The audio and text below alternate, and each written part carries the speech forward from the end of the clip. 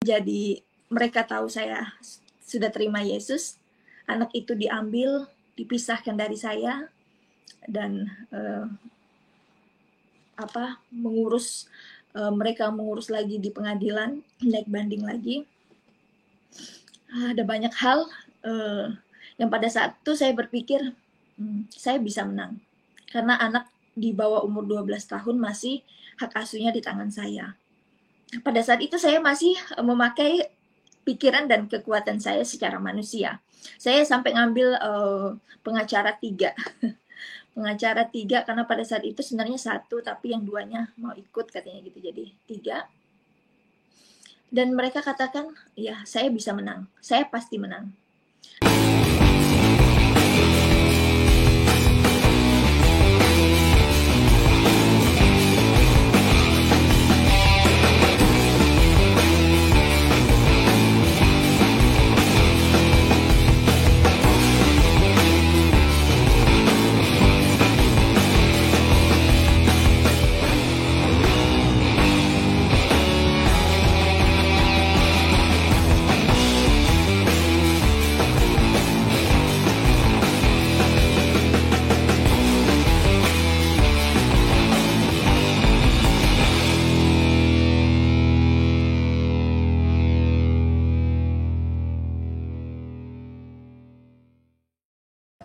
Oke, Shalom, sahabat gereja YouTube. Kembali lagi dengan saya di sini, Leo. Pada malam hari ini kita mau mendengarkan sharing dan kesaksian dari saudari kita Kak Emma, yang bagaimana dia dipakai Tuhan, bertemu dengan Tuhan Yesus, dan akhirnya melayani Tuhan. Nanti kita dengerin juga kesaksian. Sampai saat ini dia juga melayani di media sosial, di TikToknya.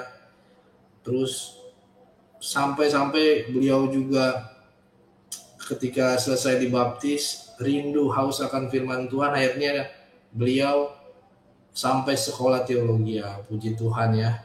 Langsung aja saya panggil dengan Kak Emma. Shalom Kak Emma. Shalom, shalom Abang. Abang apa ya panggilnya ya? Panggil Leo aja. Panggil Leo aja Kak Emma.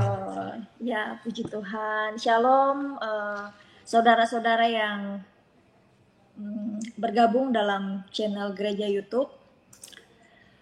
Bersyukur kalau masih diberikan kesempatan untuk bersaksi, karena memang kita dipanggil, dipilih Tuhan untuk menjadi saksi Tuhan. Amin. Agar melalui kita ada banyak orang yang menerima firman Tuhan, mendengar firman Tuhan. Bersyukur kalau sampai saat ini masih diberikan kesehatan, kekuatan, sehingga saya masih boleh diberikan kesempatan untuk bersaksi. Nah, bersaksi itu adalah amanat dari Allah ya. Jadi setiap orang Kristen wajib untuk bersaksi. Mungkin perkenalan dulu lah ya. Perkenalkan, nama saya Rahmawati, saya biasa dipanggil Emma. Latar belakang saya dulu seorang Muslim, suku Bugis Bone. Jadi dari keluarga, ya baru saya sendirilah yang terima Yesus. Nah, saya memiliki 3 saudara, 2 laki-laki dan saya sendiri perempuan. Saya sudah menikah dan dikaruniai 2 orang anak. Saya jujur sudah 2 kali menikah. Mungkin ini kedengarannya agak gimana begitu ya. Nah, dari inilah memulai kehidupan saya, bagaimana saya bisa mengenal Tuhan. Dulu saya menikah sama-sama Muslim. Kami sama-sama Muslim, lalu memiliki 1 orang anak dan cerai. Saya mungkin tidak menceritakan secara detail bagaimana saya bisa pisah. Yang pastinya masalah dalam rumah tangga yang membuat saya tidak bisa bertahan, yang akhirnya memutuskan saya untuk berpisah. Singkat cerita, saya setelah beberapa tahun cerai, saya kenal sama suami yang sekarang. Suami saya yang sekarang itu orang Kristen. Cuman menikah sama saya, dia masuk Islam. Karena saya fanatik ya, saya sangat kental dengan keagamaan saya ya, karena memang saya terlahir seorang muslim ya, saya taat kepada agama kepercayaan saya dulu. Jadi saya bilang sama suami, ikut kalau mau nikah sama saya harus masuk Islam.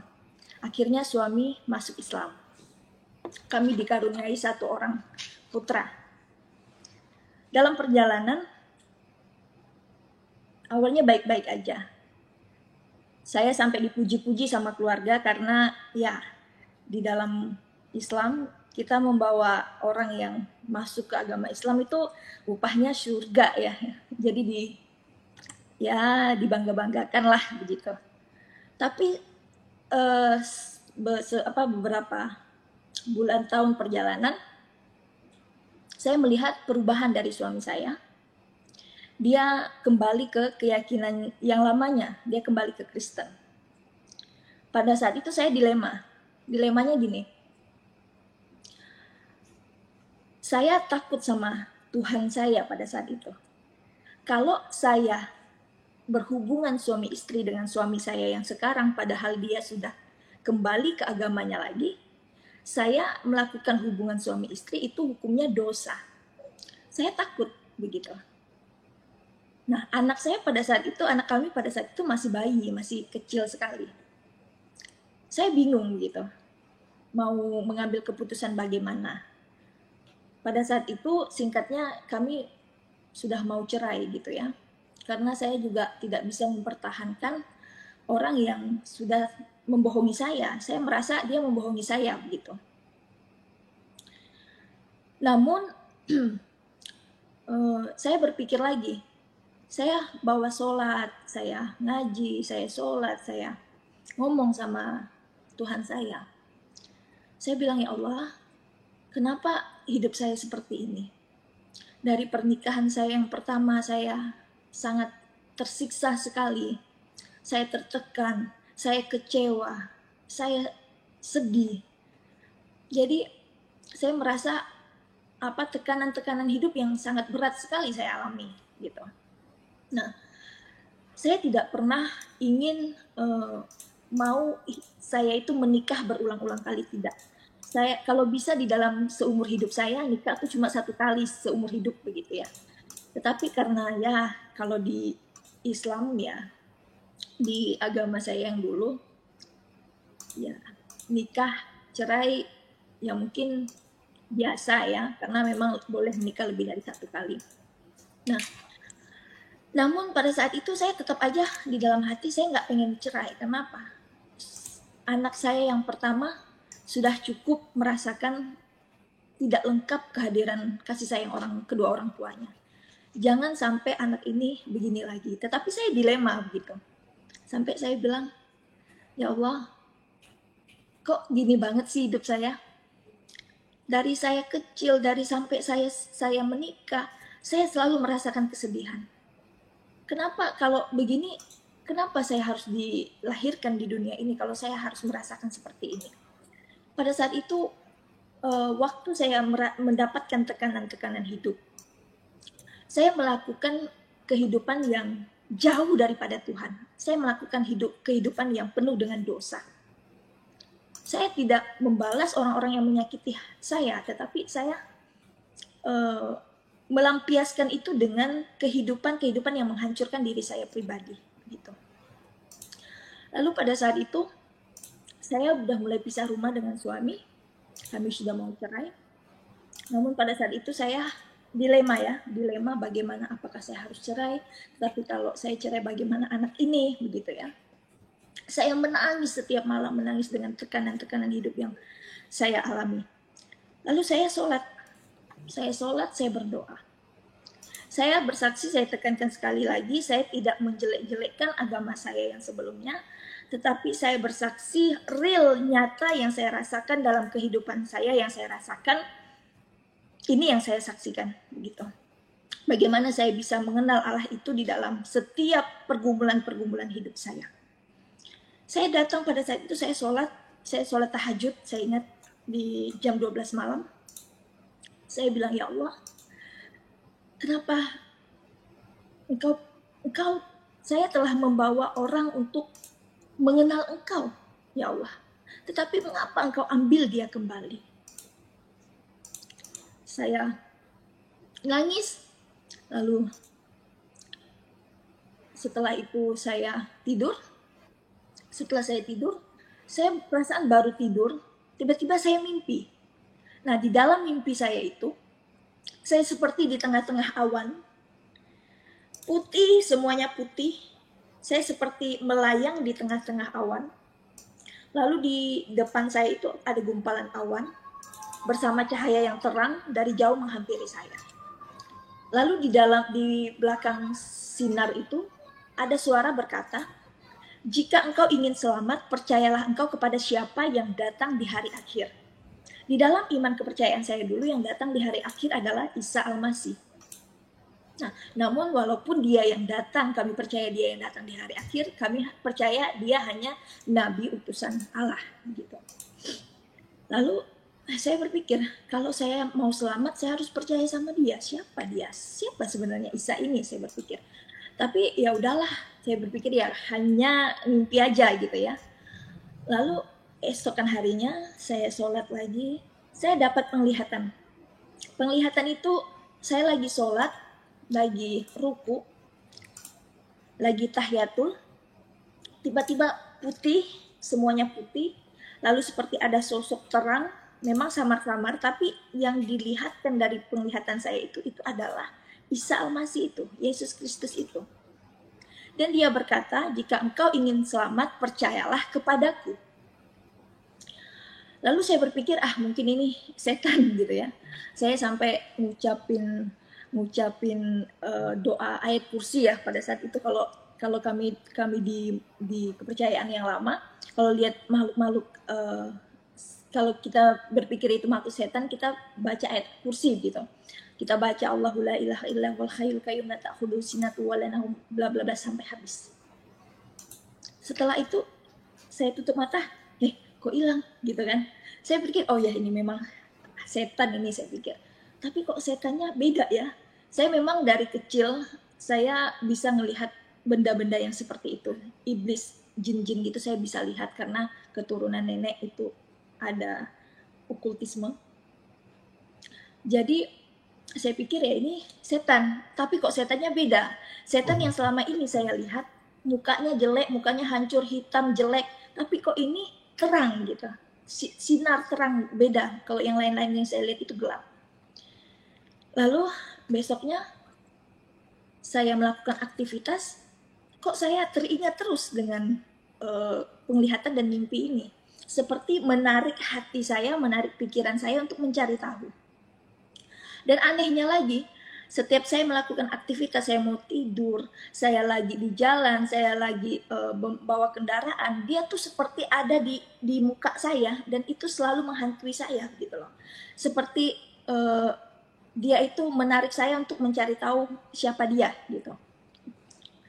Akhirnya saya membaca kitab suci saya, lalu saya berpikir gini, selama ini saya membaca kitab suci kepercayaan saya dulu sering, setiap hari sampai banyak sekali saya khatam.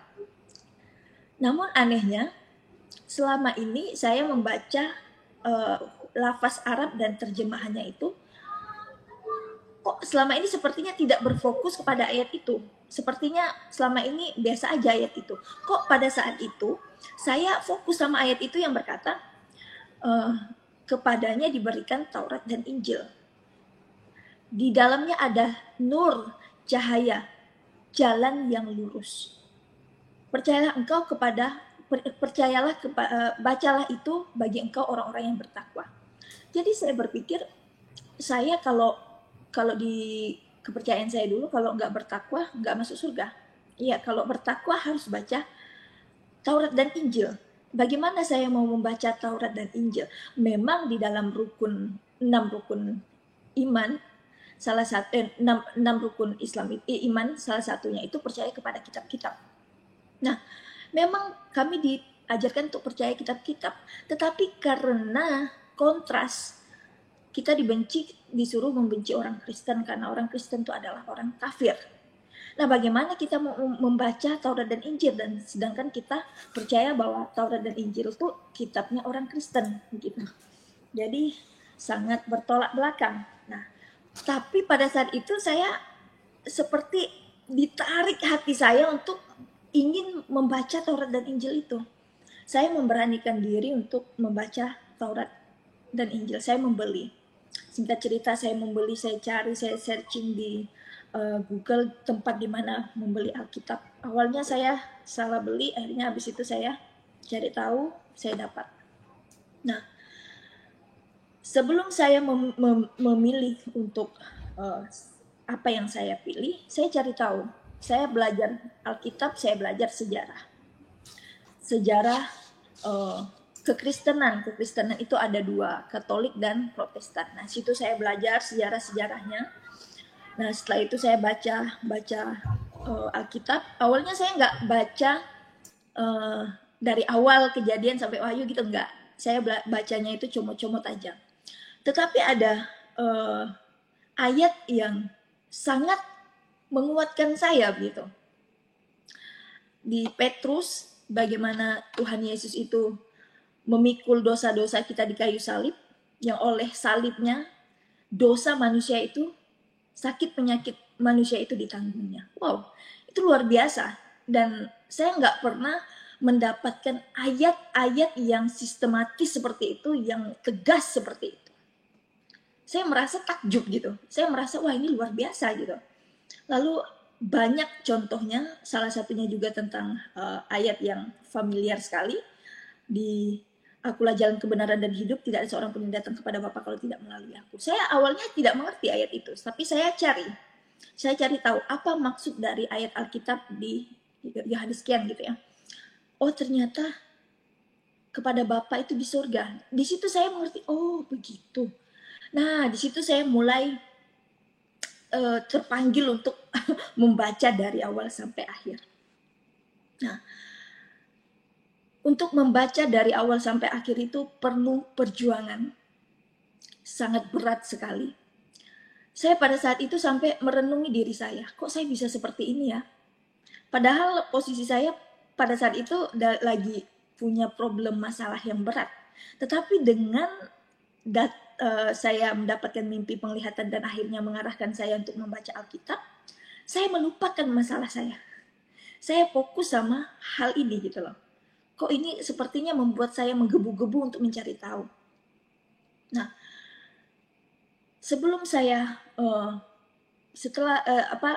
saya membaca dari awal itu, ada banyak hal-hal yang saya alami yang membuat saya pengen udah deh stop, gak usah baca Alkitab gitu ya. Karena ada banyak gangguan-gangguan kuasa-kuasa kegelapan ingin menghalangi saya untuk membaca kebenaran firman Tuhan itu. Tetapi ada di dalam hati saya juga mengatakan ini pekerjaan iblis, saya harus lawan. Walaupun pada saat itu saya belum percaya kepada Yesus, saya percaya kepada Allah. Saya bilang, ya Allah, Engkau yang memiliki nafas hidup saya minta kekuatan daripadamu untuk memberikan saya jalan kebenaran, untuk menuntun saya, untuk berikan saya kekuatan. Saya tahu ini pekerjaan-pekerjaan iblis. Akhirnya saya baca dari awal. Nah, setelah saya baca firman Tuhan itu luar biasa sekali. Saya menghabiskan waktu 4 bulan lebih untuk membaca firman Tuhan itu. Sebelum habis saya pergi ke gereja, saya pergi ke gereja. Mungkin di sini saya lebih padat-padatkan lagi aja ya, itunya kesaksiannya.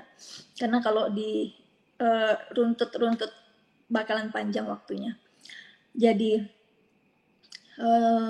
saya dibaptis bulan Januari 2021. Sebelum saya dibaptis, ada satu kejadian yang membuat saya itu betul-betul merasakan Tuhan itu ada. Jadi 2020 bulan 12 itu saya pergi ke acara nikahan abang saya. Jadi dari tempat kediaman saya sekarang itu sekitar 6 jam. Nah, sebelum berangkat, saya pada saat itu memang belum terima Yesus, tapi saya sudah mulai berdoa di dalam nama Yesus, ya.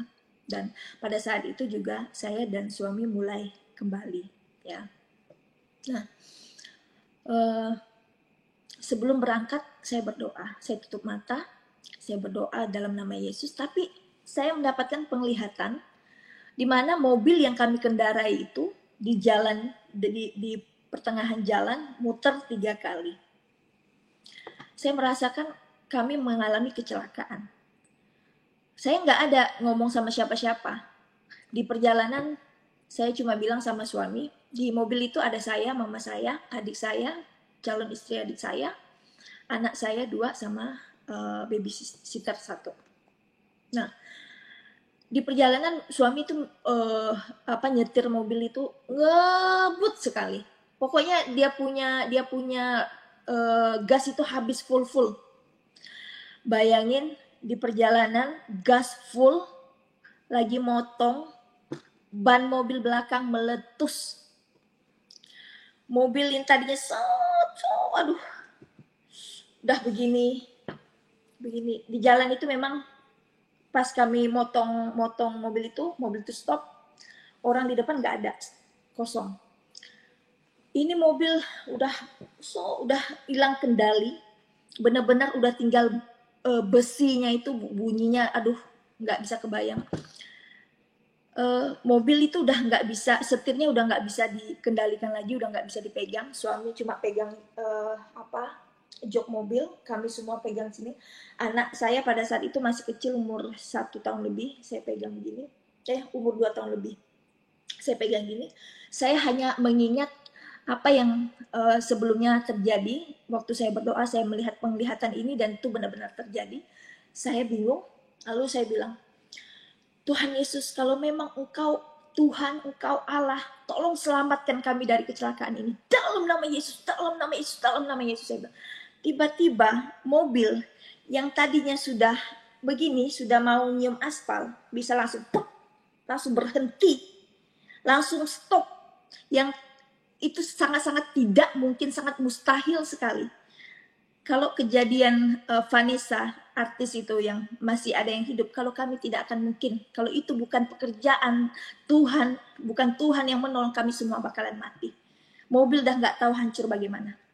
Bisa-bisanya mobil itu stop, ban kanan, kiri, depan, belakang, nggak ada yang miring, semuanya stop. Sampai suami kami keluar dari mobil, orang-orang datang, sampai orang bilang, waduh Bapak hebat sekali bawa mobilnya. Padahal kami tidak ada sama sekali, sudah tidak ada yang bisa mengendalikan setir itu.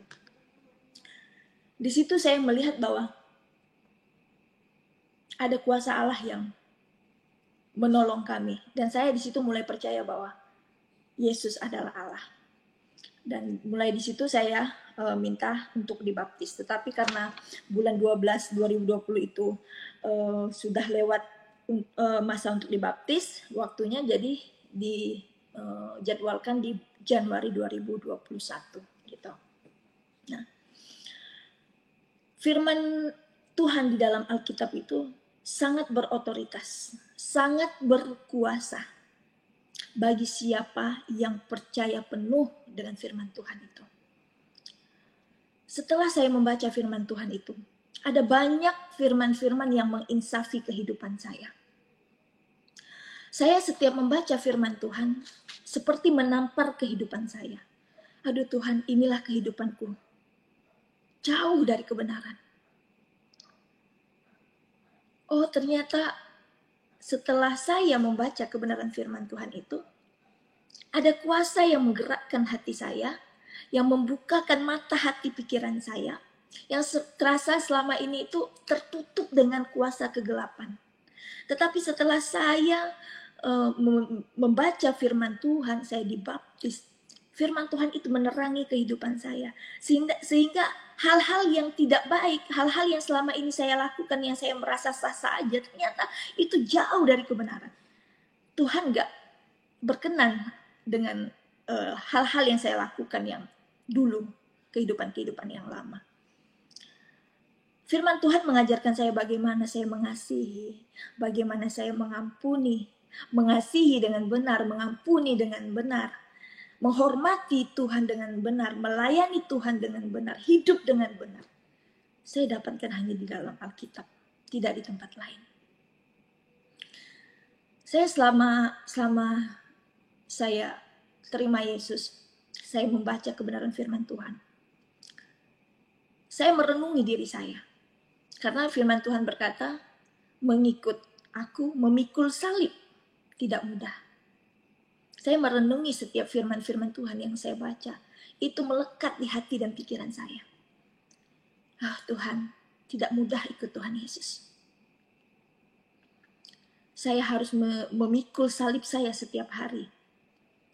Sebelum saya melangkah jauh ke depan sampai saat ini, pada saat itu saya sudah merenungkan. Saat saya mengikut Yesus, mungkin saya akan ditinggalkan anak-anak saya, dipisahkan jauh dari anak-anak saya. Mungkin saat saya lagi senang-senangnya sama Tuhan, saya diberikan pencobaan yang mungkin pencobaan itu bisa membuat saya tidak percaya lagi sama Tuhan. Mungkin lagi saya senang-senang sama Tuhan, saya diberikan pencobaan, saya diberikan ujian.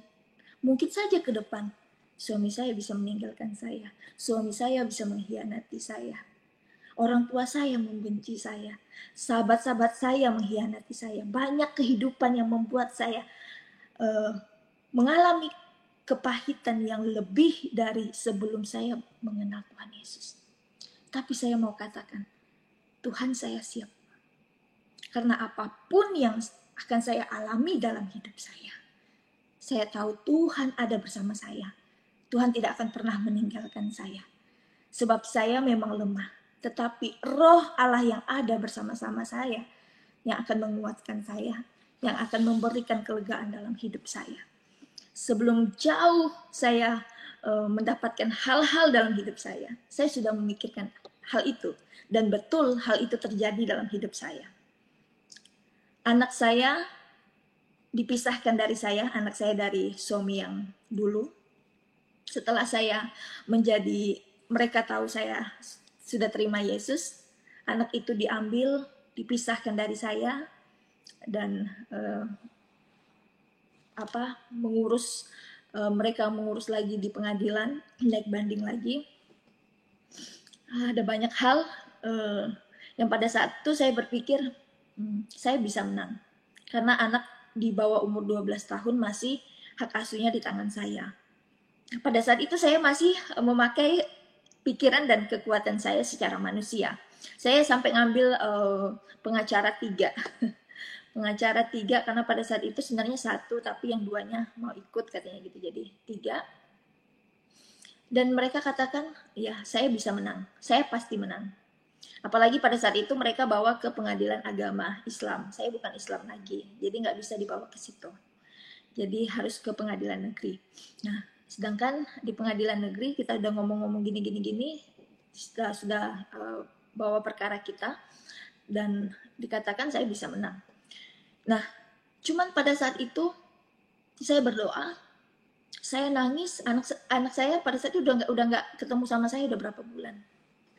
Awalnya dia bilang mau kakeknya itu, kakek dari mantan suami dulu, bilangnya mau jemput aja. Ternyata dia udah tahu saya sudah Kristen dan dia sengaja untuk pisahkan. Nah, sudah berapa bulan kami tidak ketemu. Pada saat itu saya nangis, saya rindu sama anak saya.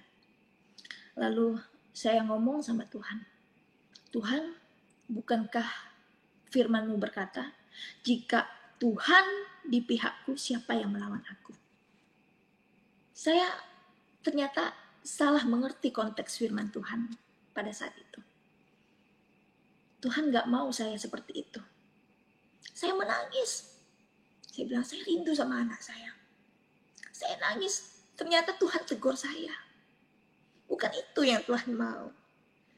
Tuhan gak mau saya melawan.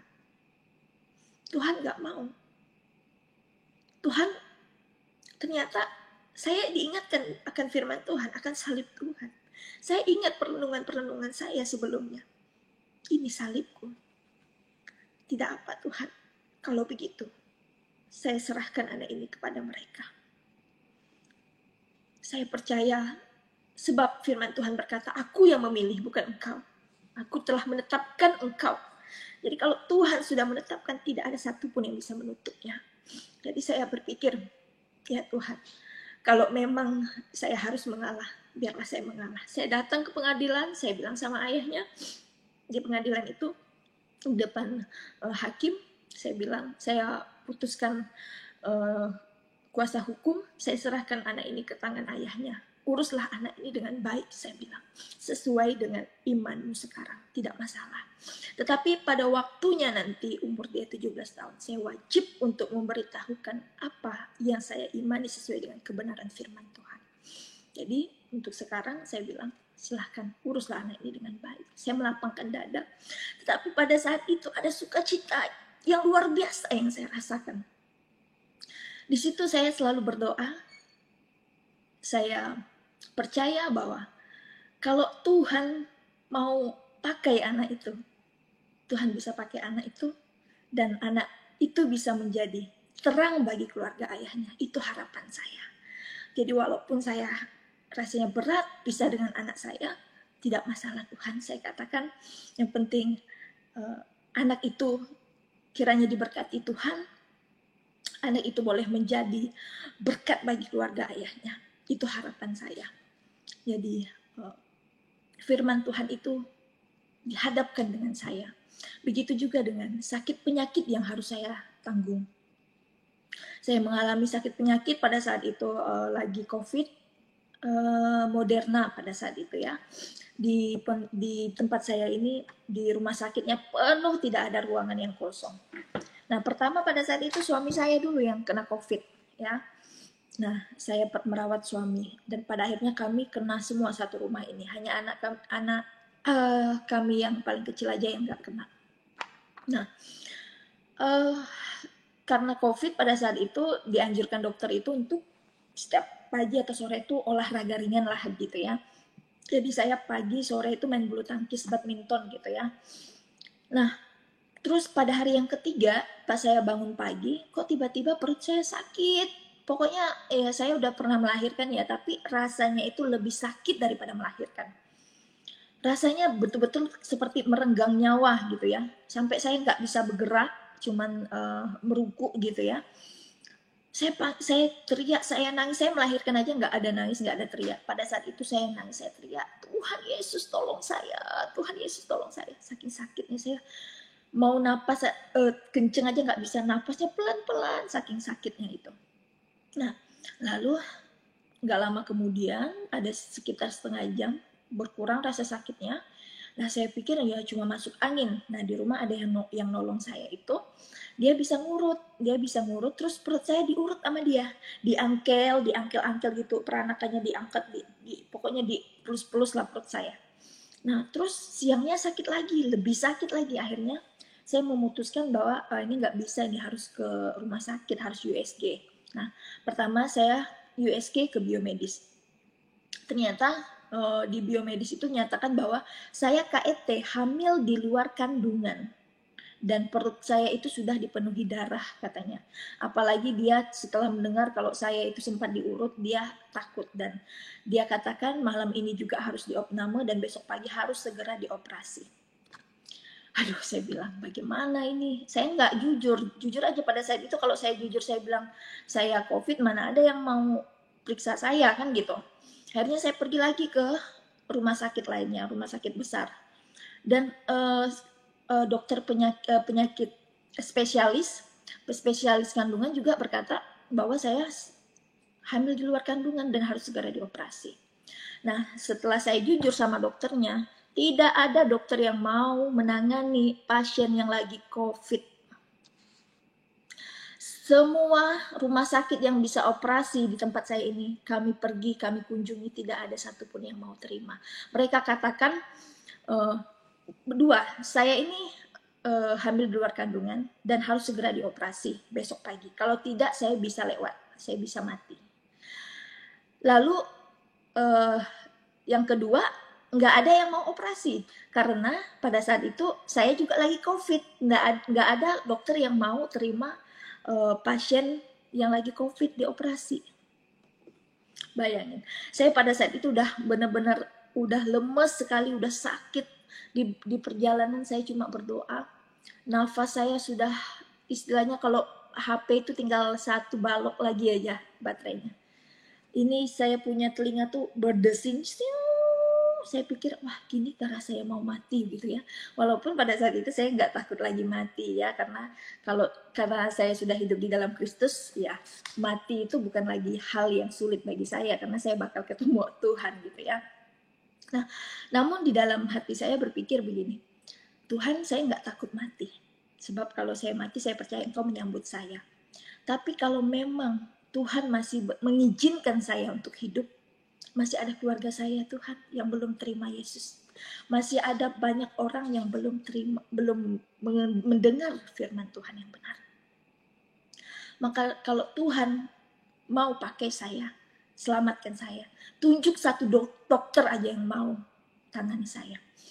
Akhirnya pada saat itu saya chat teman-teman yang kerja di rumah sakit, dan saya udah hampir putus asa, sudah mau pulang ke rumah. Ada satu teman yang telepon, dia bilang, Kak, puji Tuhan ada satu dokter yang mau operasi kakak. Wah, rasanya, aduh, saya di situ sudah yakin percaya bahwa Tuhan buka jalan bagi saya. Nah, akhirnya saya pulang dulu ke rumah, ambil baju, terus ke rumah sakit. Itu sampai di rumah sakit, sampai di UGD, saya sudah merasa, aduh, udah pokoknya kunang-kunang, udah napas udah rasanya nggak ada lagi. Saya dipasangkan infus kanan kiri, oksigen, dan pada saat itu sudah mau dilarikan ke ruangan ICU. Nah, saya masih dengar samar-samar, lalu saya berdoa, saya nyanyikan pujian. Dalam nama Yesus ada kesembuhan, dalam nama Yesus ada mujizat. Saya bilang, Tuhan, jangan biarkan sakit penyakit ini menyiksa tubuh saya. Bukankah Engkau telah menanggung sakit penyakitku di dalam tubuhmu di kayu salib? Jangan biarkan sakit ini menyiksa saya tidak mampu, Tuhan. Lalu tiba-tiba seperti saya melihat terang lagi, saya melihat seperti ada Tuhan di situ. Saya melihat ada Dia di situ. Ada sosok terang di situ. Dan Dia memberikan kekuatan kepada saya, seperti ada kekuatan yang masuk dari ujung kepala sampai ujung kaki saya, seperti ada darah yang mengalir dingin gitu. Dan saya merasakan nafas saya langsung normal, saya merasakan tubuh saya yang sakit terasa normal seperti orang gak sakit. Saya langsung minta buka oksigen, lalu saya bilang saya sudah enakan gitu. Terus mereka periksa-periksa lagi, ternyata tekanan darah saya semua normal gitu. Nah, akhirnya saya dipindahkan ke ruangan biasa. Nah, saya dijadwalkan besok paginya operasi. Nah, sepanjang malam saya tidak merasakan sakit apa-apa. Nah, karena COVID pada saat itu yang boleh jaga hanya perawat. Jadi perawat itu ngomong sama dokter sepanjang malam itu. Lalu besok paginya saya udah puasa nih, sudah puasa siap-siap untuk dioperasi. Ternyata kata dokternya, Ibu, kami memang Ibu sudah dijadwalkan pagi ini untuk operasi, tetapi karena sepanjang malam Ibu tidak dikatakan bidan Ibu nggak dikatakan perawat Ibu nggak ada sakit, jadi kami ragu kalau Ibu ini apakah betul hamil di luar kandungan, karena tidak ada di rumah sakit ini satu orang pun kalau hamil di luar kandungan itu seperti Ibu. Kalau hamil di luar kandungan dari dia masuk ke rumah sakit ini sampai dia selesai operasi, sakitnya tidak akan pernah hilang. Bahkan banyak yang masuk ke ruangan ICU, apalagi posisi Ibu sedang COVID, posisi Ibu sedang sudah diurut katanya begitu.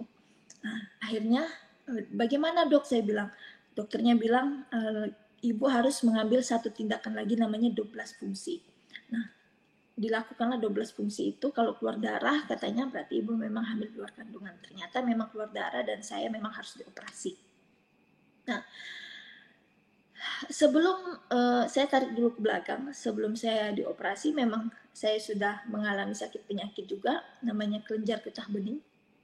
Sudah di biopsi juga pada saat itu memang kanker kelenjar getah bening ya. Tapi ya kompleks lah pada saat itu ya.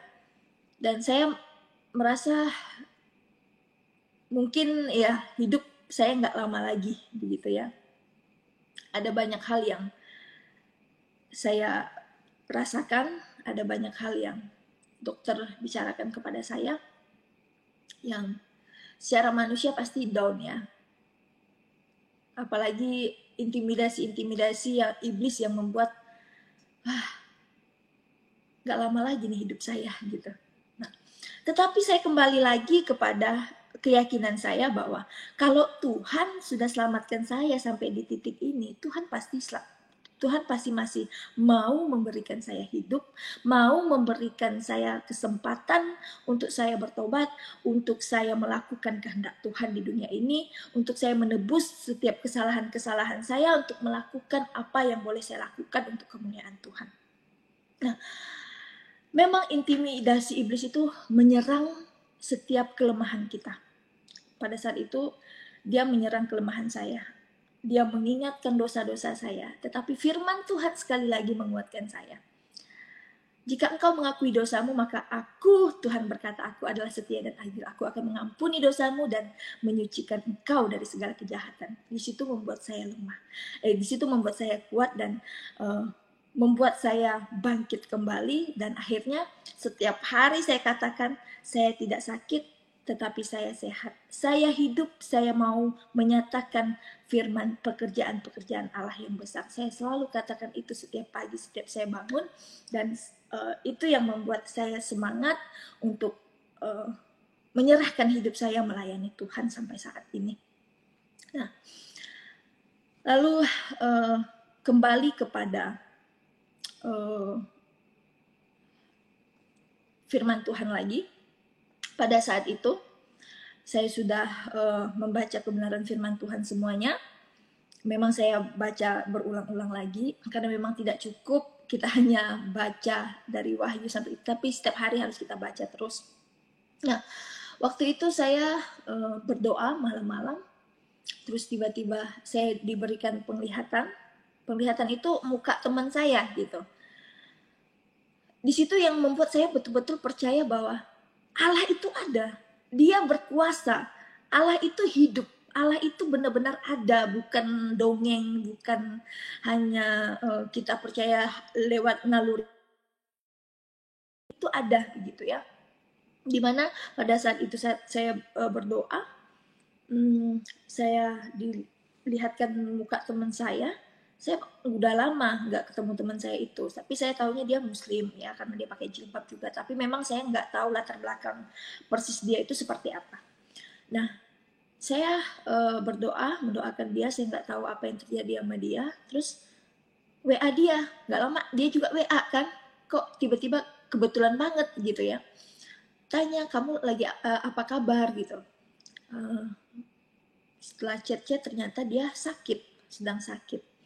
Jadi saya pergi ke rumahnya besok.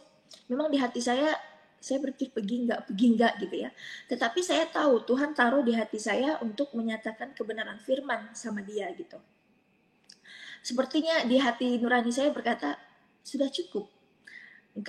Sekarang engkau sudah tahu kebenaran firman Tuhan. Sekarang kau nyatakan firman Tuhan itu. Seperti itu. Jadi besoknya saya melangkah dengan iman ya. Saya nggak tahu harus mulai dari mana ya kan. Saya nggak pernah penginjilan ya. Saya melangkah aja minta kekuatan sama Tuhan. Ya, sampai di rumahnya betapa kagetnya saya karena teman saya itu benar-benar udah kayak orang mau mati ya. Dia kena penyakit ini gagal ginjal dan sudah dijadwalkan untuk operasi karena pada saat itu lagi COVID juga, jadi ruangan pada penuh, jadi dia nunggu antrian operasi itu di rumahnya. Mukanya pucat seperti orang mau mati sudah. Dia hanya terbaring di tempat tidurnya. Nah, ngomong-ngomong lah sama dia, ngomong-ngomong, saya bingung. Saya bilang, aduh Tuhan, saya harus ngomong dari mana tentang menyampaikan Injil ini sama dia gitu kan. Tapi dia ngomong sama saya, Emma, dengar-dengar kamu sudah terima Yesus ya, sudah jadi orang Kristen ya katanya. Saya bilang, kebetulan sekali dia tanya begini gitu kan. Oh iya betul, saya bilang gitu. Tahu dari mana? Saya bilang, tahu dari teman, dia bilang gitu. Nah, ngomong-ngomong, dia bilang, bagaimana kok bisa terima Yesus? Nah, disitulah saya mulai masuk uh, pembicaraan tentang Injil.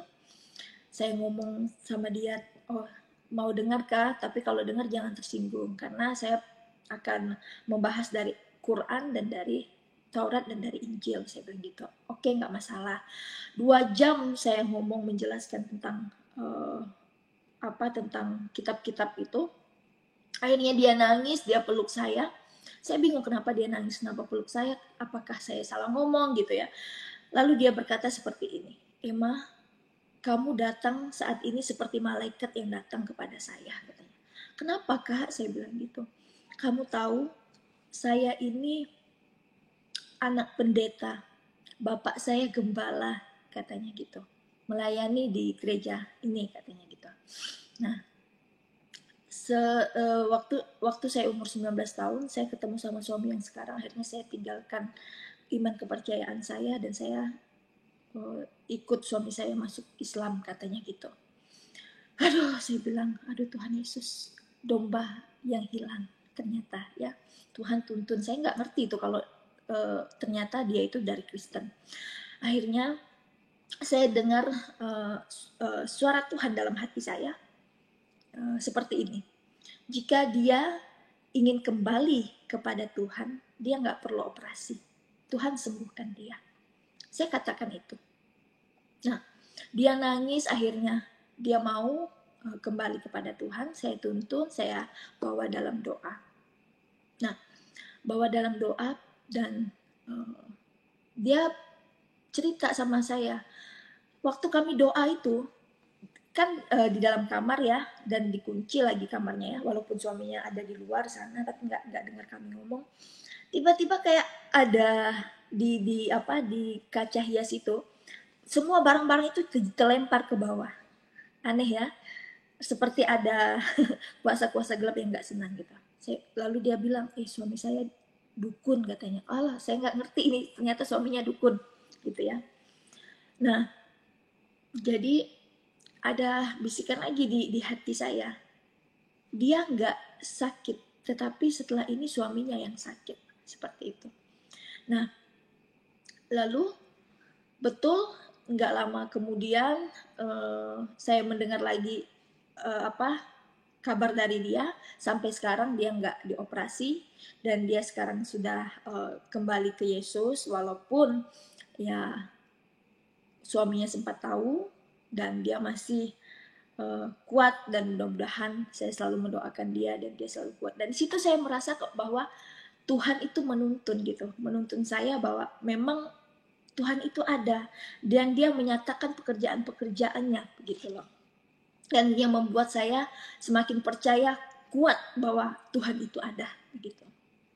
Nah, dan nggak lama kemudian yang saya dapat dari hati saya itu berkata bahwa teman saya nggak sakit tetapi suaminya nanti yang sakit. Betul, teman saya sampai saat ini sehat tetapi suaminya yang sakit, bolak-balik ke rumah sakit. Pada saat itu suaminya langsung masuk ke rumah sakit setelah beberapa hari kejadian itu, suaminya masuk rumah sakit. Nah, lalu begitu juga dengan kejadian-kejadian orang tua saya yang seperti ini juga gitu loh. Ya kalau diceritain semuanya, ini waktunya sudah 48 menit ya. Ada banyak hal yang Tuhan nyatakan bahwa dia itu berkuasa. Tuhan itu hanya mau kita percaya aja gitu ya. Memang semua orang itu diberikan kuasa. Tetapi orang itu dapat berkuasa dengan cara hidupnya yang benar, hidupnya yang berkenan, hidupnya yang mengandalkan Tuhan, hidupnya yang betul-betul mau bertobat. Karena memang Tuhan datang ke dunia ini bukan memanggil orang yang benar. Tuhan datang ke dunia ini untuk memanggil orang-orang yang berdosa supaya mereka bertobat. Jadi semua orang itu diberi kuasa. Dan kuasa itu dapat bekerja kepada orang-orang yang betul-betul hidup berkenan di hadapan Tuhan. Saya merasakan bahwa saat saya betul-betul mau menyerahkan hidup saya untuk melayani Tuhan, untuk menyerahkan hidup saya total, berserah penuh, percaya penuh kepada Tuhan, Tuhan nyatakan kuasanya. Dimana pada saat itu saya berdoa kepada papa saya, hanya dalam nama Yesus sembuh gitu. Luar biasa. Dan ada satu hal yang kelewatan ya. Waktu saya terima Yesus, 4 bulan setelah saya terima Yesus, orang tua saya tahu saya sudah jadi orang Kristen. Dan ya sudah pasti mereka tidak terima, bahkan papa saya mau bunuh saya. Sudah asa-asa celurit, asa-asa parang bunuh saya. Tetapi itulah karena kekuatan doa, Tuhan masih jauhkan dari hal-hal kuasa-kuasa iblis itu, sehingga tidak terjadi hal-hal yang tidak diinginkan. Dan ada banyak perdebatan dari orang tua saya, dan menurut saya itu wajar karena mereka tidak tahu ya. Tetapi karena sebelum mereka tahu saya terima Yesus, saya sudah mempelajari sejarah bagaimana siapa Yesus, sejarah tentang kekristenan. Saya membaca kebenaran firman Tuhan, dan saya sudah hidup di dalam kuasa Roh Kudus yang menerangi saya dalam kebenaran. Sehingga pada saat saya dipertemukan dengan keadaan masalah kepada orang tua saya dapat menjawab itu, dan tidak menjadi hal yang polemik yang tidak bisa saya jawab kepada mereka, tetapi saya bisa menjawab mereka saat mereka mempertanyakan siapa Yesus begitu. Nah, setelah itu 4 bulan akhirnya terima saya, kami semuanya baik. Pada sampai saat ini kami semuanya sudah saling menerima gitu ya. Nah, 3 bulan setelah saya terima Yesus, saya memutuskan untuk sekolah teologi. Pada saat itu saya masih belum ngeh ya. Ya, saya pikir sekolah teologi ya sekolah-sekolah seperti ya sanawiyah gitu ya. Kalau di muslim gitu ya, saya dulu muslim sanawiyah ya. Ya, tidak ada pikiran saya untuk menjadi pendeta atau gembala ya, karena pada saat itu memang betul-betul mau tahu tentang Alkitab gitu, jadi sekolah Alkitab gitu ya.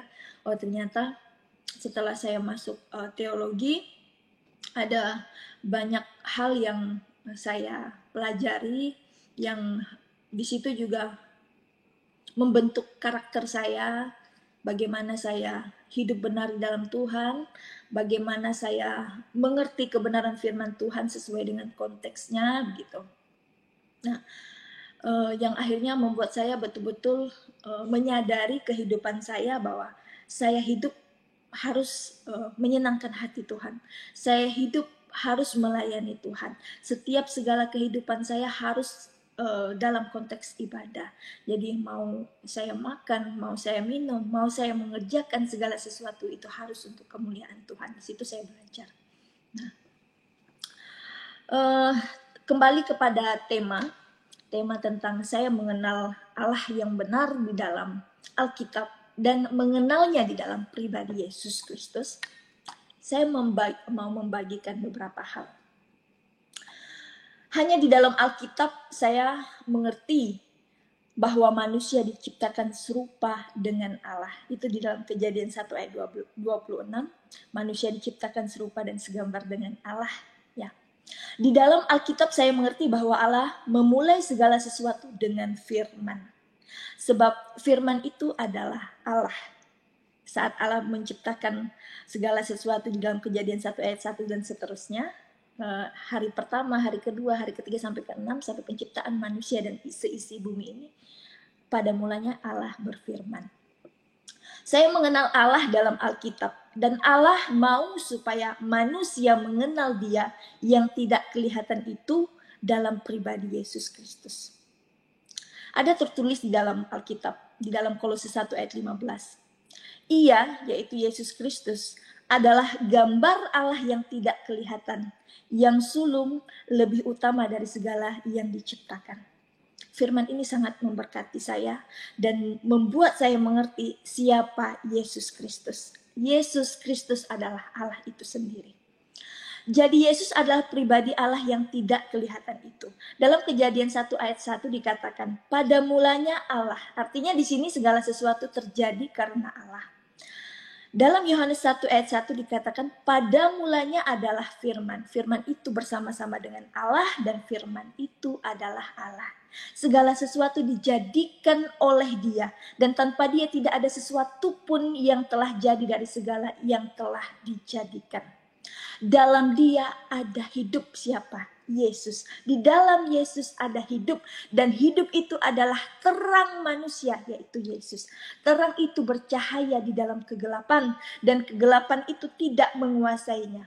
Datanglah seorang yang diutus Allah, namanya Yohanes. Ia datang sebagai saksi untuk memberi kesaksian tentang terang itu, supaya oleh Dia semua orang menjadi percaya.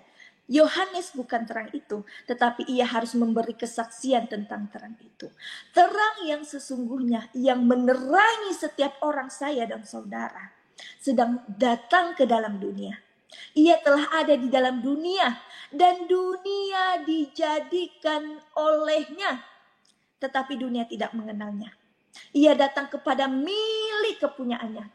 Yesus datang ke dunia ini kepada milik kepunyaannya, tetapi orang-orang kepunyaannya itu tidak menerimanya. Tetapi semua orang yang menerimanya diberinya kuasa supaya menjadi anak-anak Allah. Haleluya. Yaitu mereka yang percaya dalam namanya. Pula secara yang percaya di dalam namanya. Orang-orang yang diperanakan bukan dari darah atau daging, bukan pula dari secara jasmani. Yesus diciptakan bukan dari darah dan daging, atau secara jasmani oleh keinginan seorang laki-laki atau perempuan. Manusia lainnya di dunia ini semuanya terlahir dari nafsu duniawi, nafsu laki-laki dan perempuan. Semuanya manusia, termasuk nabi-nabi dan rasul-rasul yang ada di dunia ini, semuanya berasal dari hubungan biologis antara laki-laki dan perempuan. Di dunia ini hanya satu yang berasal dari Allah. Makanya di situ dikatakan Yesus berasal dari Allah.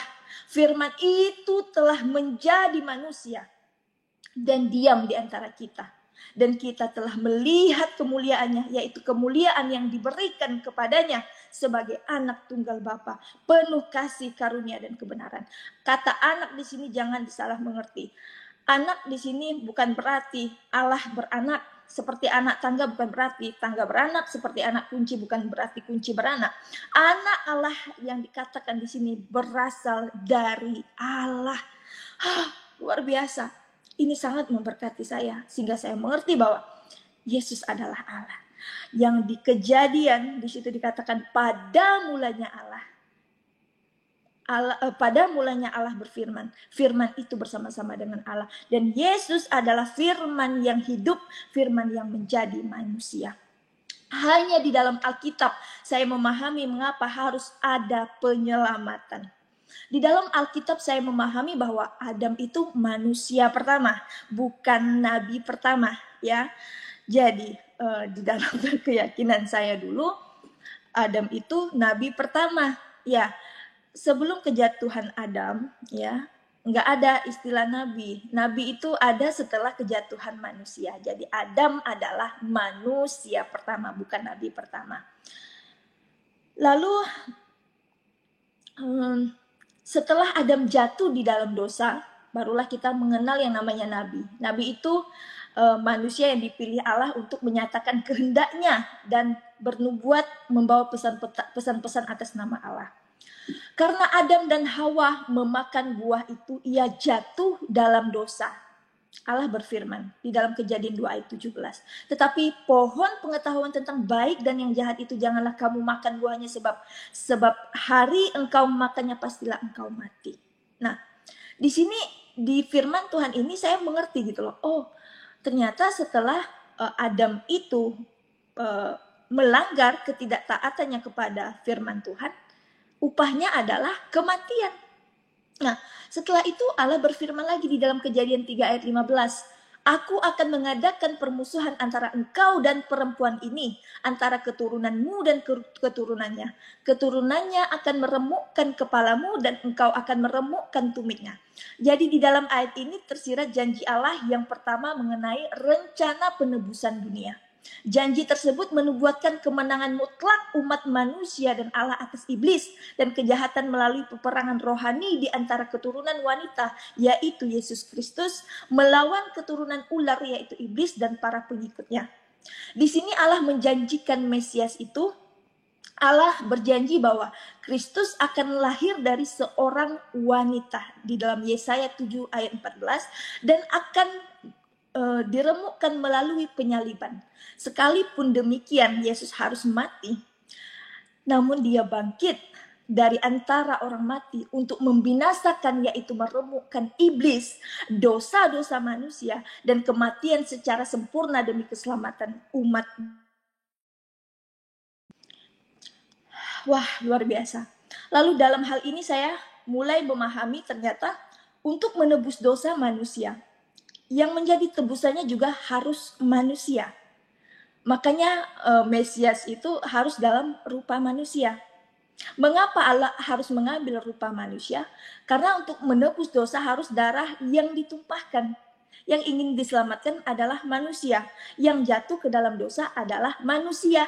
Maka Allah mengambil rupa manusia menjadi sama seperti manusia agar dapat mati. Karena efek dari ketidaktaatan Adam dan Hawa memakan buah itu adalah kematian.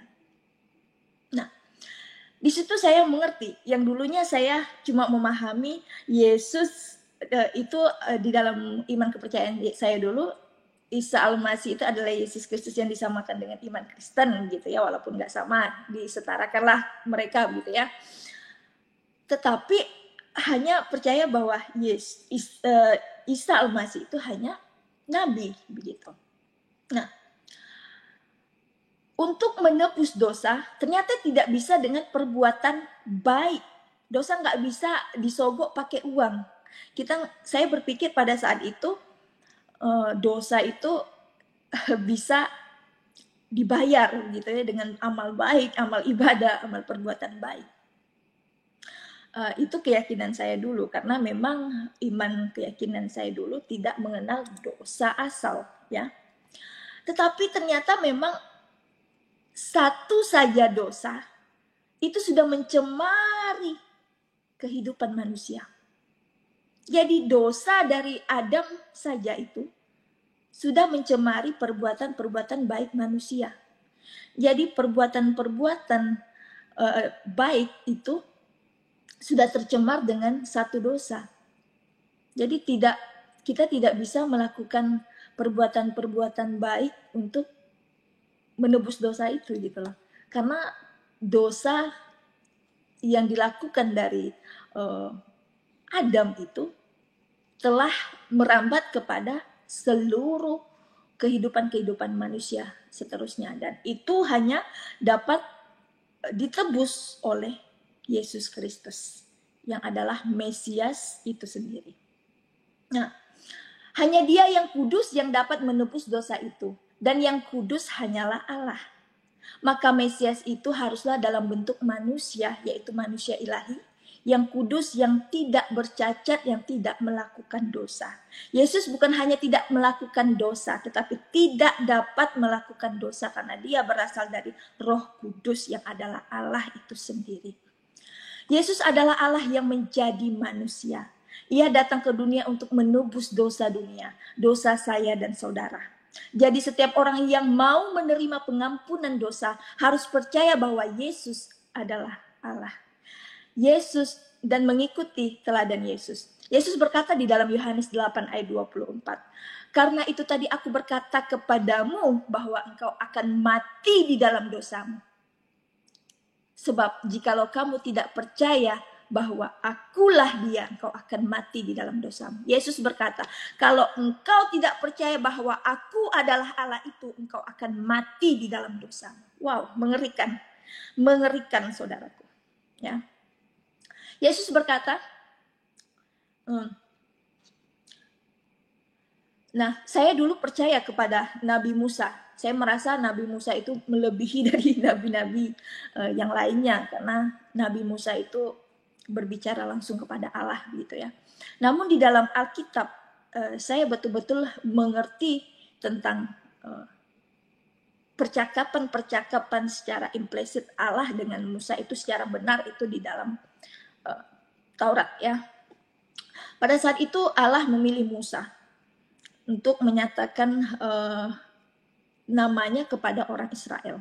Lalu Musa berkata, bagaimana aku mau menyampaikan mereka kalau mereka bertanya kepadaku siapa namamu? Lalu Allah berkata, aku adalah aku yang mengutus aku kepadamu. Nah, di dalam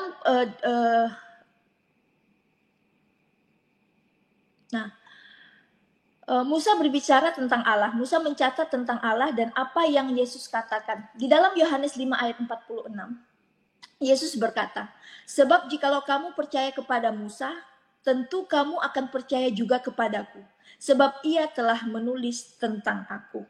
Dalam Torah kitab Keluaran atau Allah berkata kepada Musa, Keluaran 6 ayat 2, aku telah menampakkan diri kepada Abraham, Ishak dan Yakub sebagai Allah yang Maha Kuasa. Tetapi dengan namaku Tuhan aku belum menyatakan diri. Dalam Taurat, tepatnya dalam tanah kitab Zakaria 9 ayat 9, telah dinubuatkan, demikian firman Tuhan, bersorak-soraklah dengan nyaring, hai putri Sion, sorak-sorailah, hai putri Yerusalem, lihat rajamu datang kepadamu, ia adil dan jaya, ia lemah lembut dan mengendarai seekor keledai beban yang mudah. Penggendapannya di dalam Matius 21 ayat 2 sampai dengan 5, Yesus berpesan dengan muridnya, pergilah ke kampung yang di depanmu itu, dan di situ kamu akan segera menemukan seekor keledai betina tertambat dan anaknya ada di dekatnya. Lepaskanlah keledai itu dan bawalah keduanya kepadaku, dan jikalau ada orang menegur kamu, katakanlah, Tuhan memerlukannya. Tuhan memerlukannya. Ia akan segera mengambilnya. Hal itu terjadi supaya genaplah firman yang disampaikan oleh Nabi. Katakanlah kepada putri Sion, lihat rajamu datang kepadamu. Ia lemah lembut dan mengendarai seekor keledai berbeban mudah. Di ayat selanjutnya dikatakan, orang yang sangat besar jumlahnya menghamparkan pakaiannya di jalan. Banyak orang berjalan di depan Yesus dan mengikutinya. Mereka berseru katanya, Hosana, diberkatilah dia yang datang dalam nama Tuhan. Hosana di tempat yang maha tinggi. Di waktu Allah berbicara kepada Musa tadi yang saya katakan, Tuhan katakan, dalam namaku Tuhan aku belum menyatakannya. Digenapi dengan namanya Tuhan telah digenapi setelah kedatangan Yesus Kristus. Wow. Itu sangat memberkati saya sehingga saya mengenal siapa Yesus itu. Yesus adalah Tuhan itu yang dia berkata kepada Musa, dengan namaku Tuhan aku belum menyatakannya. Setelah Yesus datang, itulah nama Tuhan. Yang kita tidak mengenal dia, kita mengenal dia di dalam pribadi Yesus Kristus. Lalu, sebentar.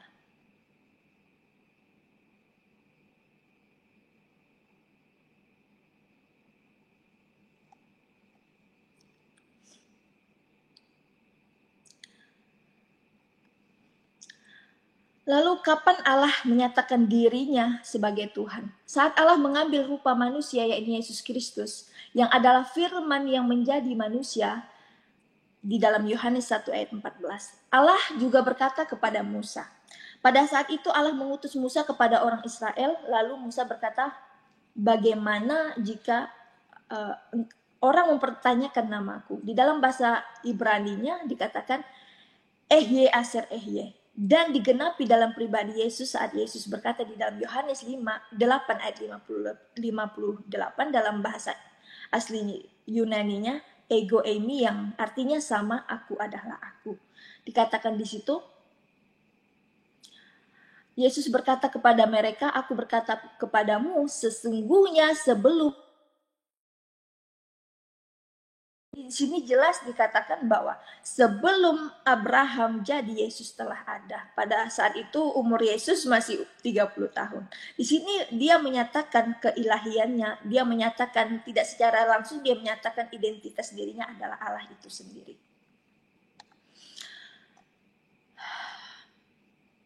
Ada banyak tentang firman-firman Tuhan yang nubuatan dari Nabi Yesaya yang digenapi di dalam Injil Matius, Lukas, Yohanes, dan di Roma juga.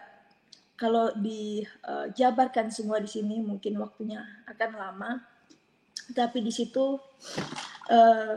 di firman Tuhan saya dapat mengenal bahwa Yesus adalah Allah itu sendiri. Dia menanggung dosa-dosa manusia, memikul setiap dosa-dosa manusia di kayu salib, agar seharusnya kita yang mati untuk dosa-dosa kita ditanggung oleh Yesus. Jadi apa yang Yesus lakukan seharusnya itu menjadi tolak ukur kita untuk hidup secara benar. Setelah menerima Yesus, hidup enggak, ya udah, aku udah diselamatkan, aku udah ditebus Tuhan Yesus. Enggak cukup gitu aja.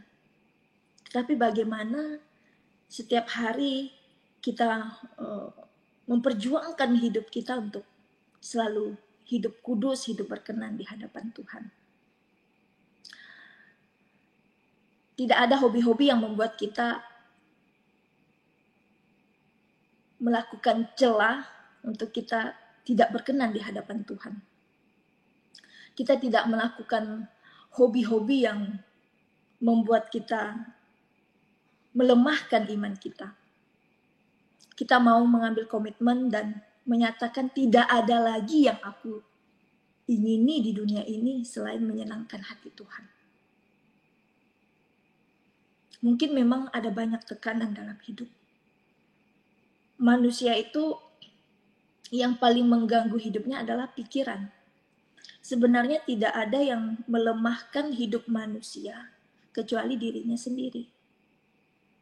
Jadi kalau kita hidup betul-betul berserah kepada Tuhan, percaya total kepada Tuhan, jadi kita tidak merasakan hal-hal yang membuat kita stres, membuat kita lemah. Kadang kebanyakan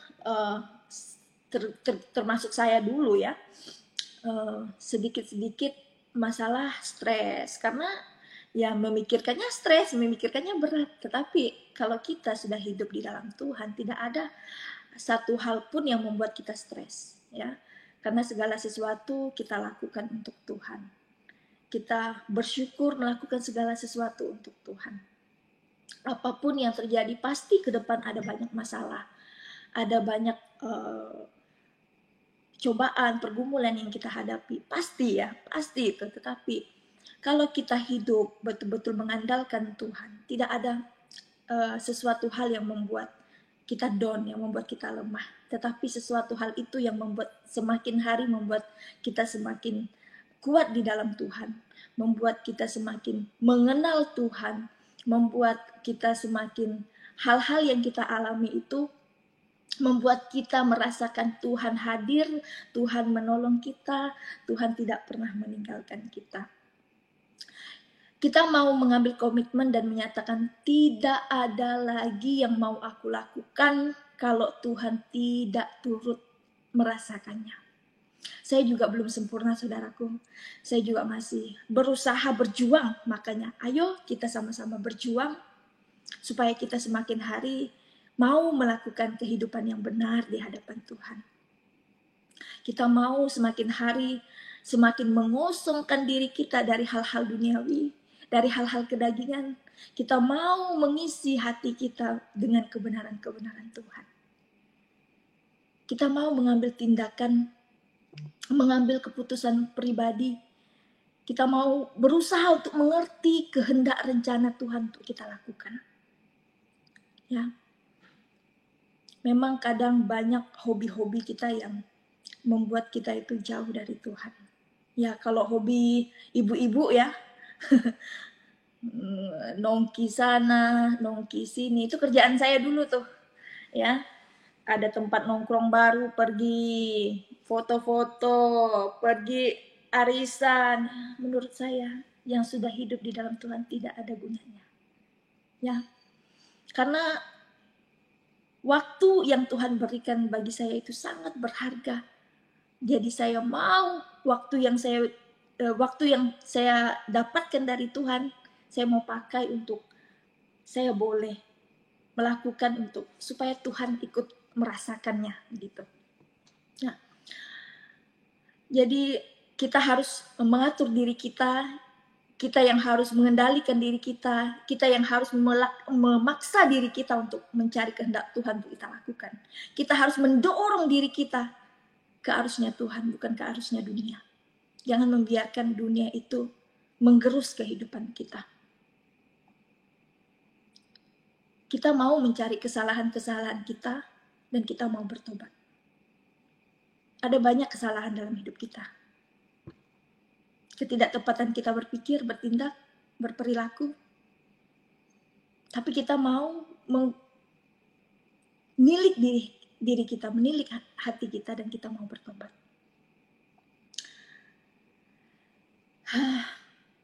Jadi pencobaan-pencobaan yang kita alami hanyalah pencobaan-pencobaan yang biasa, yang tidak melebihi batas kemampuan manusia, sebab Allah setia.